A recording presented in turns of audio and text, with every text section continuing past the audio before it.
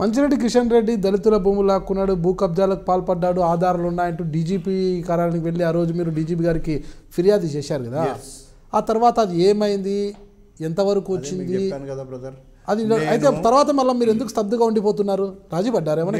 ఆధారాలతో సహా డీజీపీ గారికి చెప్పా, సిట్లో నాగిరెడ్డి గారు ఐజీ గారు ఉంటే ఐజీ గారికి చెప్పా, ఆధారాలతో సహా దళితులను తీసుకుపోయి చెప్పా, అయ్యా ఇంత అన్యాయం జరుగుతుంది, ప్రభుత్వ అండతో ఆయన ఇవన్నీ ఈ దళితుల భూములను పేదల భూములను అన్యాయంగా అడ్డికి పౌసేరు తీసుకొని ప్రభుత్వంలో కోర్టులో కేసేసి 325 ఎకరాలు అక్టోపాస్కు ఇచ్చిన దాంట్లో దళితులకు 50,000 ఇచ్చి ఈయన 8 లక్షలు ఎకరాకు తీసుకున్నాడు, దళితులకు ఏమీ ఇవ్వకుండా పేరు రాసుకున్నాడు అని ఎంతో చెప్పాను నేను.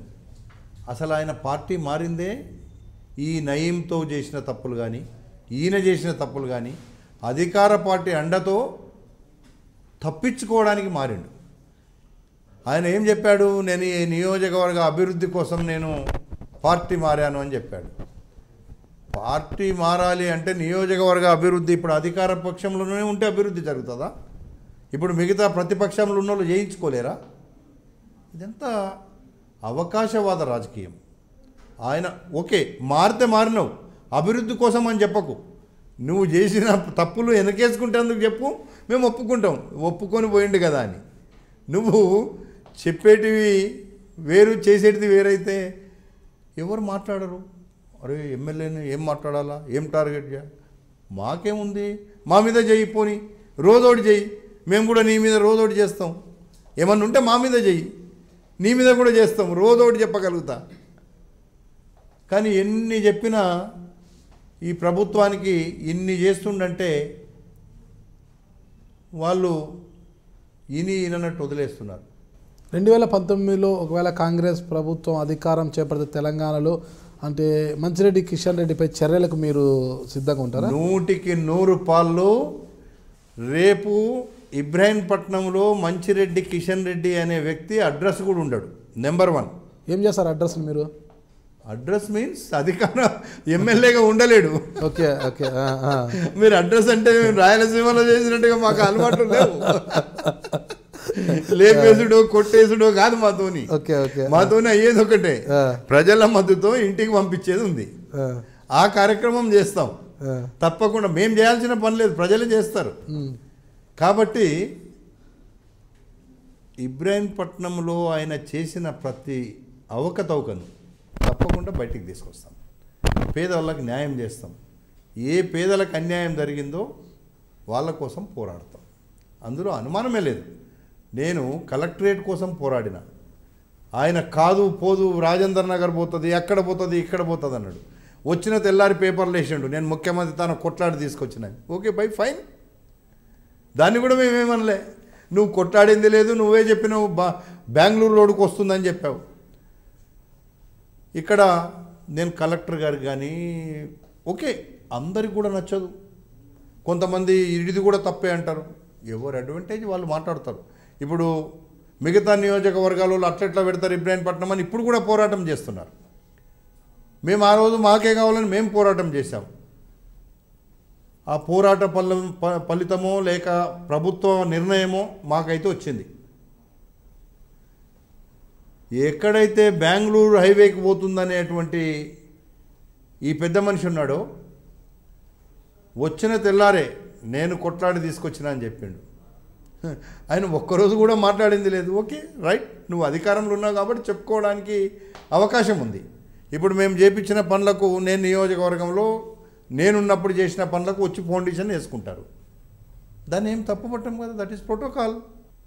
అవి మేము తెచ్చి తీసుకొచ్చి చేయించినాం, అవి ప్రభుత్వ సొమ్మే. ఇవాళ ప్రభుత్వానికి ప్రతినిధిగా నువ్వు ఉన్నావు, చేసుకో, మేము దాన్ని ఎవరం కూడా కాదనలేము. ఈరోజు మెట్రో రైలు వచ్చింది, రాజశేఖర రెడ్డి గారు ఫౌండేషన్ వేసిండు ఆ రోజు, ఈరోజు కేసీఆర్ గారు ఇనాగ్రేషన్ చేసిండ్రు.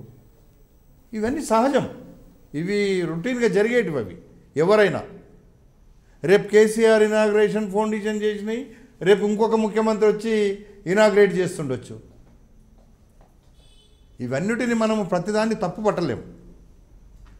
ప్రజల కోసం, ప్రజలకు అన్యాయం జరిగేటప్పుడు మీరు ఇప్పుడు ఏదైతే అడిగారో మరి ఇప్పుడు మీరు ఎలా రేపు వాళ్ళ గురించి తప్పకుండా 2019లో 100% ఇబ్రాహీంపట్నంలో మేము ఉంటాం.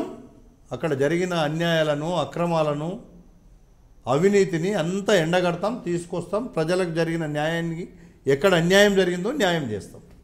ఇబ్రహీంపట్నంలో ఆయన అడ్రస్ ఉంటే ఆయన ఎమ్మెల్యేగా గెలవలేరు అంటున్నారు. ఎవరు గెలుస్తారని అక్కడ ఎమ్మెల్యేగా?